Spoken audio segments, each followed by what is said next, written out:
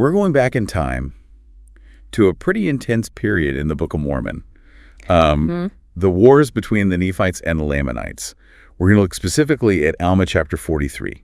Okay. Which really dives into one of their major battles. Right. And we're not just talking about skirmishes here. No. This chapter paints a vivid picture of the lengths people will go to when defending their faith, their families, and their freedom. Okay, so let's set the scene. We've got the Zoramites, remember them? Yeah.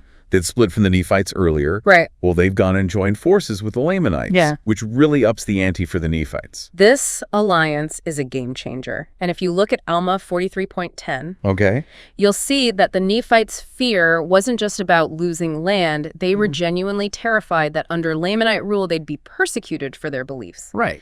The verse says the Lamanites would seek to destroy anyone who worshipeth God in spirit and in truth. Wow. So for the Nephites, this isn't just a war for territory. Right. A war for their right to worship. And leading the charge on each side. Yeah. We've got Zarahemnah for the Lamanites and Moroni for the Nephites. Two very different leaders facing a very similar challenge. Yeah.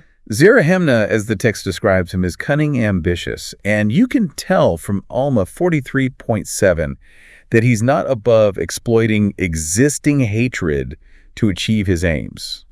He strategically places Amalekites and Zoramites, known for their animosity towards the Nephites, as captains in his army. Right. Talk about playing on people's fears and prejudices. Wow. It's a tactic that's sadly been used throughout history. Yeah. Not exactly a fair fight. And on the other side, you've got Moroni. Yeah. This young, incredibly skilled military leader. Right. But he's facing a serious problem. The Lamanites, bolstered by their new allies, have a massive numerical advantage. A classic David and Goliath scenario, right? Yeah. But the interesting thing here is that while the Lamanites have the numbers, they're not as well equipped. You see this contrast in Alma 43.19 and 20. The Nephites, it says, are decked out in breastplates and with arm shields, yea, and also shields to defend their heads. Wow. Whereas the Lamanites are described as mostly naked, save it were a skin which was girded about their loins. So even though Moroni's army is smaller, they're prepared. Yeah. And Moroni, being the brilliant strategist he is, uses this to his advantage.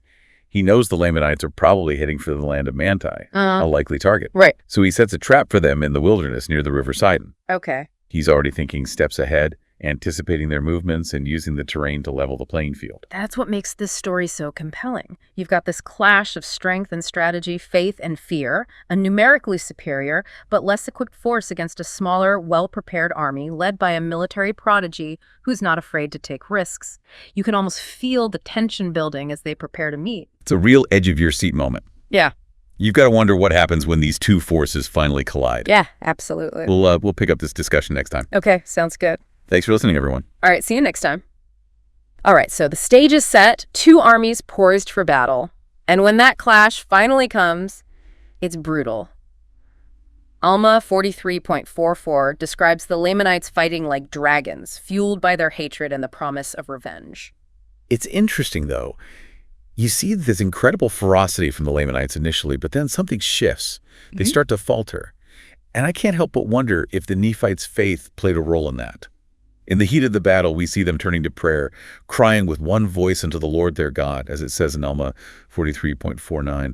They're desperate for liberty, for freedom from this threat that hangs over them. And their prayer isn't just a last-ditch effort. It's rooted in a promise. Remember earlier in the chapter, Alma 43.46.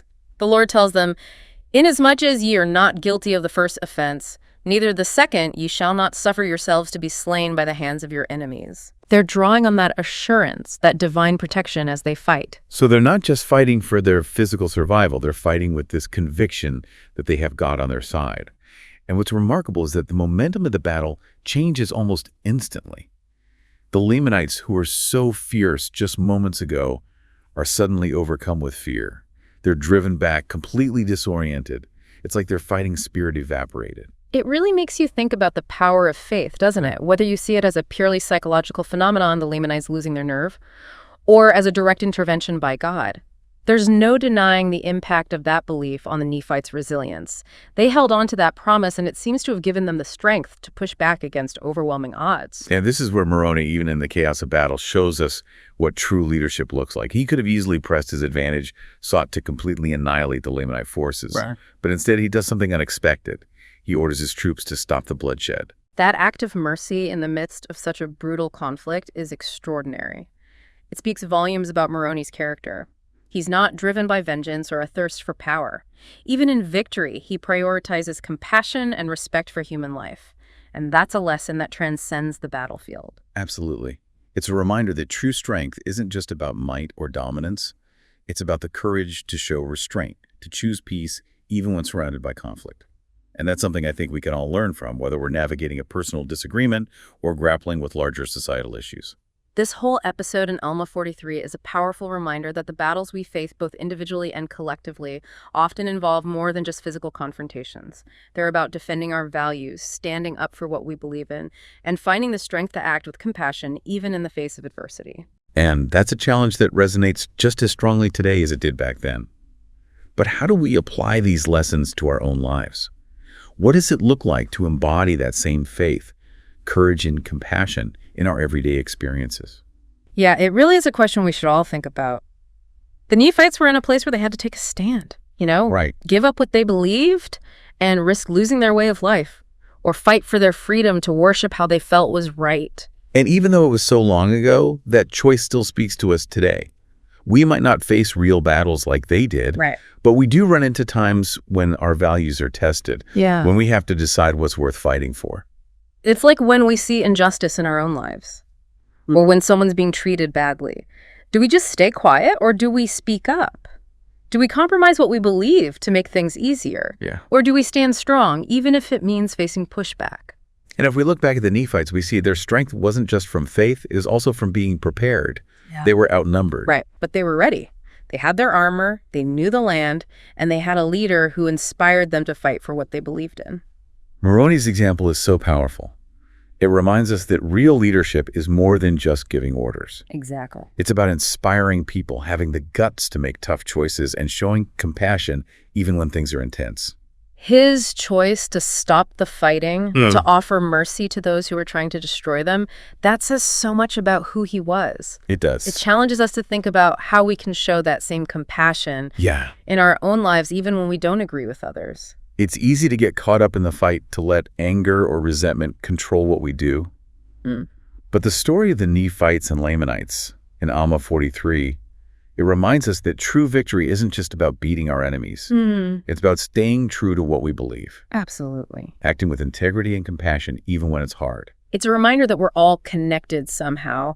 Even when we disagree and have conflicts, there's a shared humanity that ties us together. And maybe like Moroni, we can find the strength to overcome those differences, to try to understand instead of conquer, and to create a world where faith and freedom can truly thrive. That's a powerful thought, something for us all to think about. Thanks for joining us today, everyone. Yeah, thanks for listening. And be sure to subscribe for more discussions like this one.